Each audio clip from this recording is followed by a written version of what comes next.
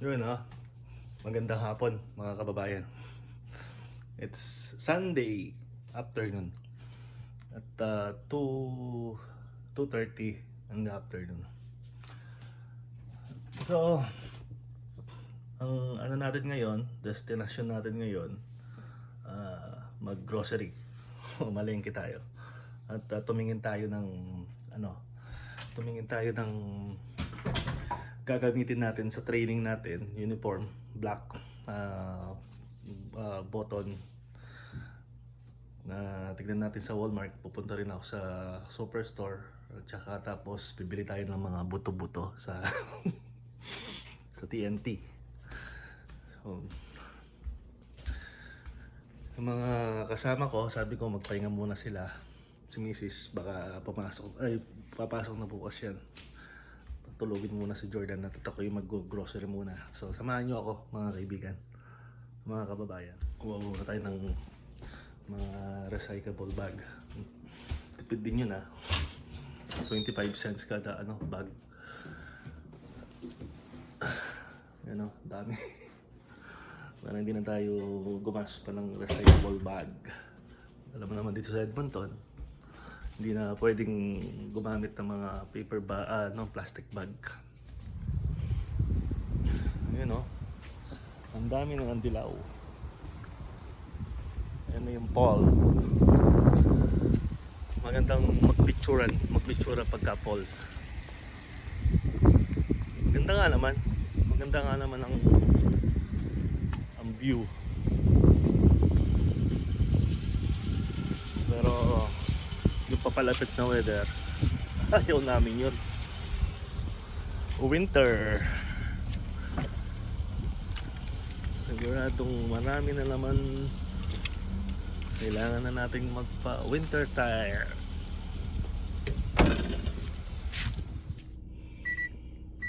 So dito sa Canada, share ko lang sa inyo, pagka nag-grocery kayo, pumunta kayo sa iba-ibang location.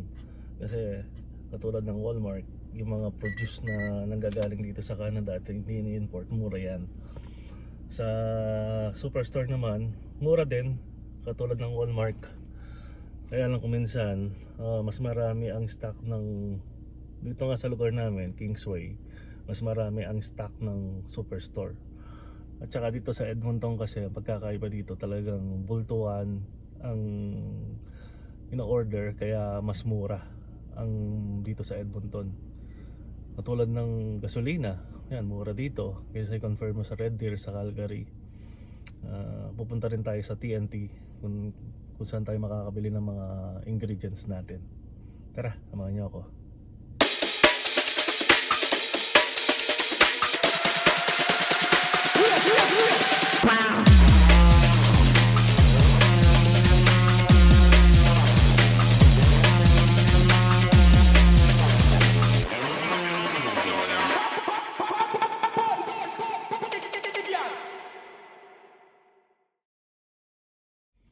Dito na tayo sa Walmart. Bibili tayo ng susuotin natin kasi mayroon nga tayong 6 weeks requirements.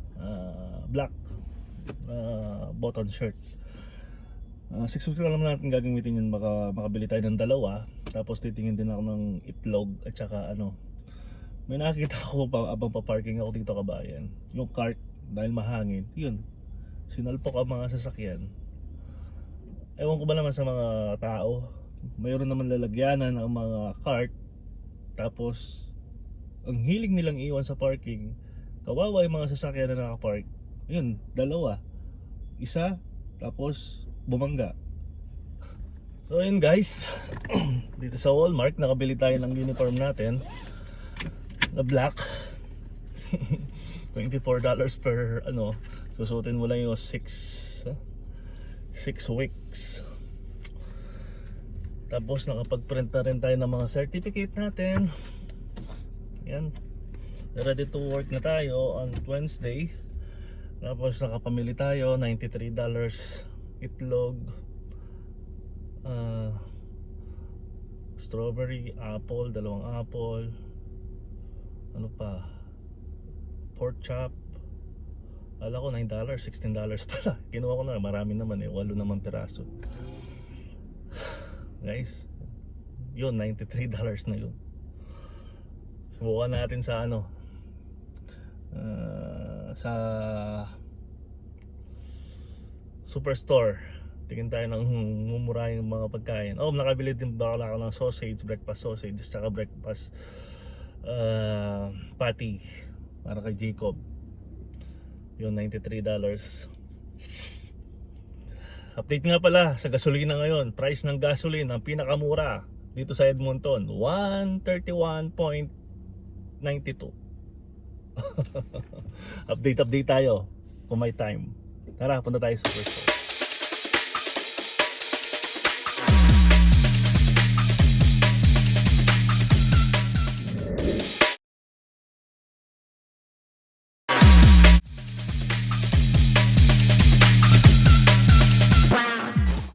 Guys, nandito na tayo sa Superstore. Bili lang tayo ng mga kung saan tayo maraming nakasale dito ngayon eh. So tara, samahan niyo ako. Yun guys, another $93 dito sa Seafood City. Pupunta pala tayo ng ano, ng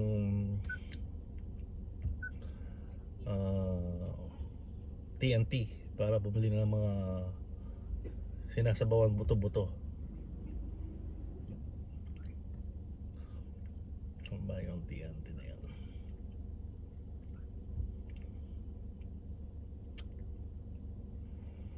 Hmm, 12 minutes din pala. Punta tayo ng TNT para bumili ng mga buto-buto. Nabili ako ng mga manok. Yan, dito. Mga gulay, mura din yung mga gulay sa Superstore. Ayun na sinasabi ko, mga mura guys. Mura ng cents, ganyan. Minsan naka-sale. Halimbawa, yung tinapay na sliced bread, $2.99. Kaya lang, may expired na, pilang araw na lang yung mga sliced bread na binebenta nila.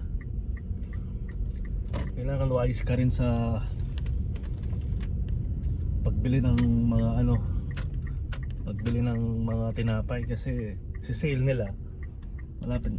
Sabagay, pwede mo naman siyang i-fridge. Ayun ang ginagawa ko para hindi ka agad mag-molds. Samahan niyo ako TNT guys.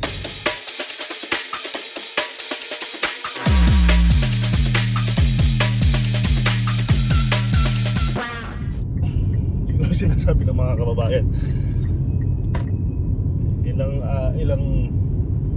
ilang pinupuntahan mo pagka sa shopping, nag-grocery ka, 3. Kaya nakakatipid ka ng cents by cents. Pero yung gasolina mo naman at saka mileage mo at saka oras mo, hindi po ganun na ano. Kasi kuminsan sa TNT,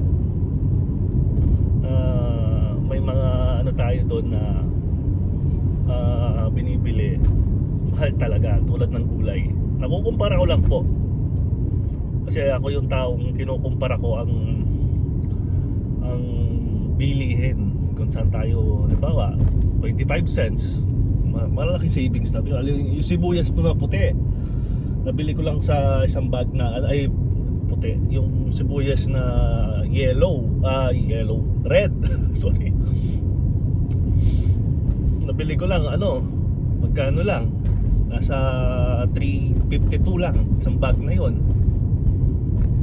Sa ano, hindi ako nagkakamali, sa TNT nasa $5 or $6 yun. Kaya minsan nakaka-cherno ka. Yun lang, tiis lang talaga kung pupuntahan mo lahat yung mga tindahan.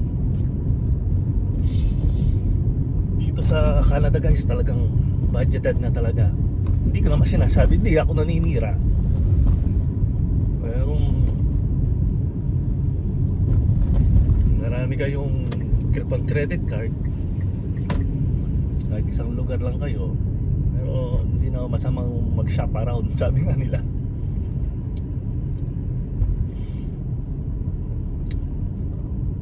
Saan ba nagsisimula yung 1,000 sa 25 cents, 5 cents. Sabi nga nila, saan ba magsisimula ang monetize mo? Dalawa, tatlong monetize. Mag-i-start yan sa 1,000, madadagdag na everyday. Ganun, di ba po ba guys? Ganun eh. So thank you very much sa mga subscriber natin. Nadadagdagan tayo araw-araw sa awa ng Diyos. Maraming nagiging interesado sa buhay natin dito sa Edmonton, buhay Canada.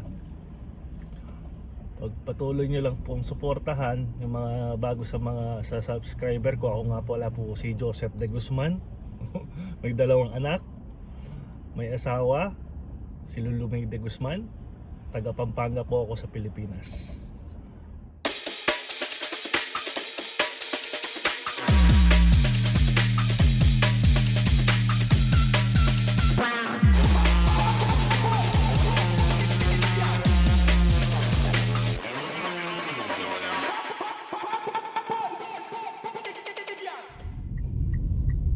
Nagkamali tayo ng damit.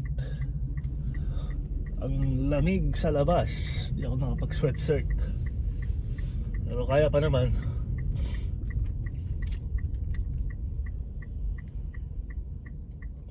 Dito sa Walmart wala na silang mga George na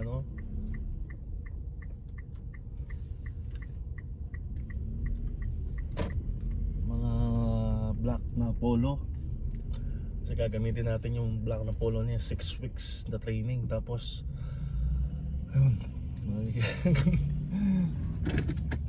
didiskarte tayo ng mga pambili ng mga formal. Shoutout nga pala kay Ma'am Ana. Nag-comment siya dun sa natin kahapon, vlog natin. Na dati sa franchise, may-ari ng franchise na A&W. Sabi nga niya, mahirap. May nakausap ako kanina Chinese habang nagpa-print ako ng sabi ko, sinabi niya sa akin na you are a food handler, sabi niya ganyan. Me, I have a restaurant before but I decided to sell it. Sabi niya, I don't have any more time to myself and to my family. Sabi niya, are you working in the food service? Sabi niya, yes, I'm working. Sabi ko, yeah, much better to have to be employee. Sabi niya, because you have enough sleep when you are employee, but owning a business, oh my god, sabi niya, you will go to sacrifice everything.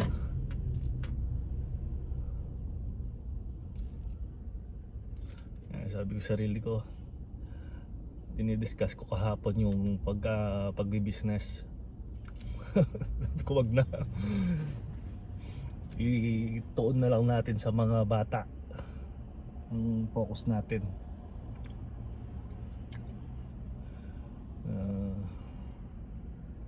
Darating ang araw, mag-farming sa Pilipinas, bumili ng lupa, mapiraso, di ba po ba? Ngayon naman buhay sa palaran.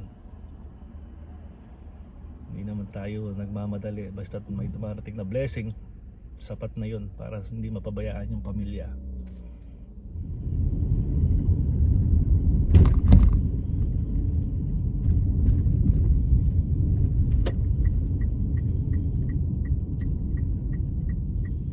Dito na tayo sa TNT.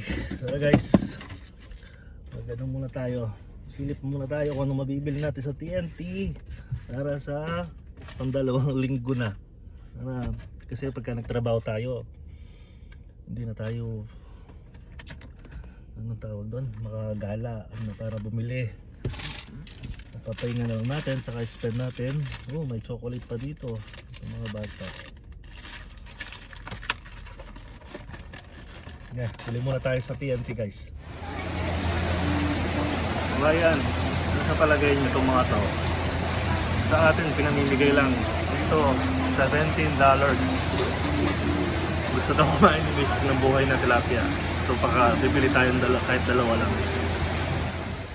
Ayun, tapos na tayo doon sa ano. Napapainchik tuloy ako. Gumastos din tayo ng 333. Wala pa yung Clorox, wala pa yung kape. Ako. Ano na ang buhay dito sa Canada?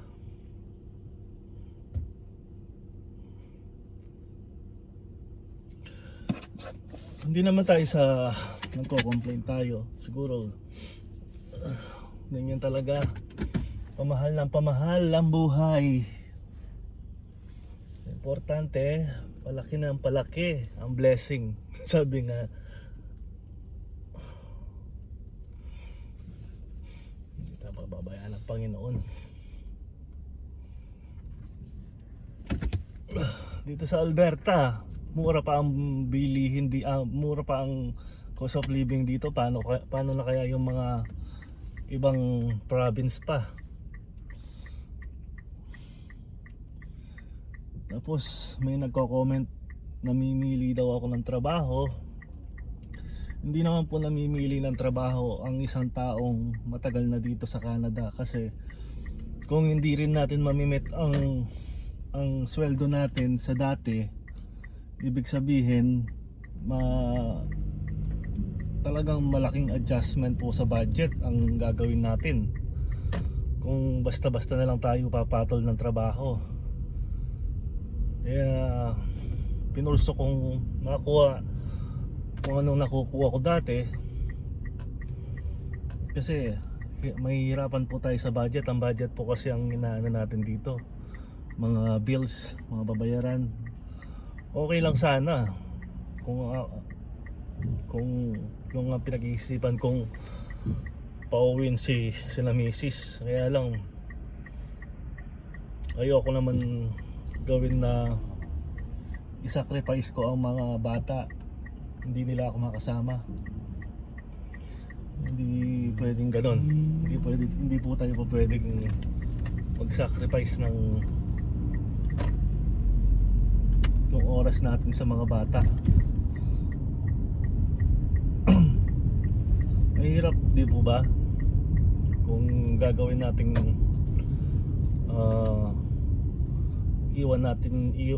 iiwan nila ako dito mag-isa. Tumatanda na rin tayo. Makakaraos din ang buhay. Kahit nasan tayo, makakaraos din tayo. Dasal lang lagi. Na ano natin kasi, lalo na ako yung talagang namamalengke at bumibili ng mga ng grocery. Si Mrs. ang nagbabudget din.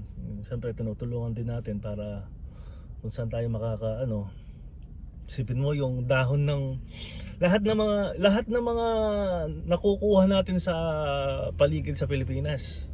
Yung malunggay, isipin mo isang tali, siguro mga 12 na putol ng dahon. Nasa $7 po. Tilapia. Ang tilapia kuminsan pagkabaha or maraming harvest, ang mura. Dito $17 na yun, maliit na dalawang maliit. Wala gusto nating talagang pagka gusto nating kainin natin. Tilapia lang naman ang kinakain natin. Yung bangus kasi kuminsan frozen. Mahirap po kasi magkakain ng frozen lalo na kung matagal na yung hindi natin sigurado kung ilang taon nang naka-frozen yung isang isda. Bumili din ako ng kal, yung pang soup. Masarap po yun pagka tawag tinola. Kaya bumili ako ng malunggay. Isipin mo yung malunggay Tapos yung nakakita rin ako ng dahon ng kamute. Nasa isang plastic, isang bundle. Nasa, kung di ako nagkakamali, $8. $8 kamute. Talbos ng kamute. Saan ka pa? Sa Pilipinas. Anong tawag doon? Sa Pilipinas talagang makukuha mo yan. Dahon ng sili, mga sili. Magtanim ka lang. Dito kasi hirap magtanim eh. Ay nako. Pero talagang ganyan.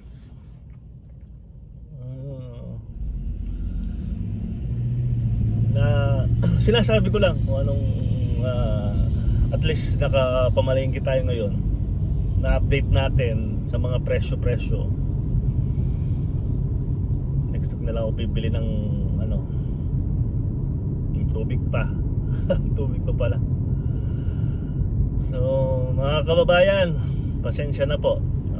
Hindi tayo nagko-complain. Kumbaga kinukumpara natin ang buhay nung malilit tayo at buhay ngayon.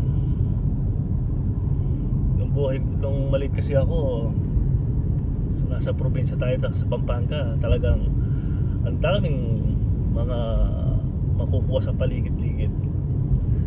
Ganun po siguro talaga, no? Pagka nasa Pilipinas ka, hindi mo marirealize ang halaga ng lupa. Ang pwede mong pagkuhanan ng pagkain. Pagka pumunta ka lang sa ibang bansa, halimbawa dito sa Canada, doon na marirealize mo may lupa nga, pero hindi mo na mapapakinabangan whole year na makapagtanim ng pangangailangan. Swerte nga yung mga ngayon, mga kabataan na na-experience nila na sana sa bagay sa eskwelahan hindi na sila nag-aano ng mga, di ba nung nag-aaral tayo home economics, tinuturuan tayo magbungkal ng lupa, tinuturuan tayo magsulsi, manehe.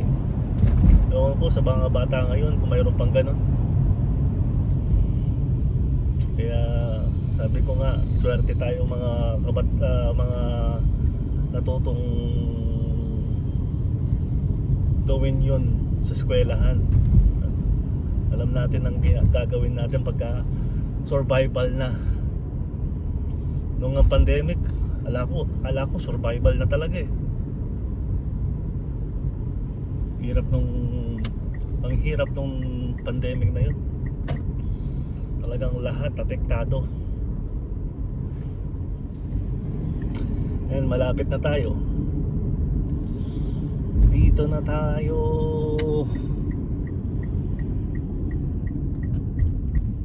Opa. So paano mga kababayan? Hanggang bukas po, Monday na bukas, papasok na naman si Mrs. So hanggang dito na muna, tatapusin ko muna yung vlog natin. Tapusin muna natin yung kwentuhan natin. At sana mga kapatid o mga kababayan, mag-iingat po kayo lagi kung saan man po kayo naroroon. At maging mabait po tayo sa kapwa natin. Yan lang po ang nagagawa natin sa buhay ngayon. Maging humble lagi, sabi nga ni Kainsan. So thank you very much. God bless everyone. Take care.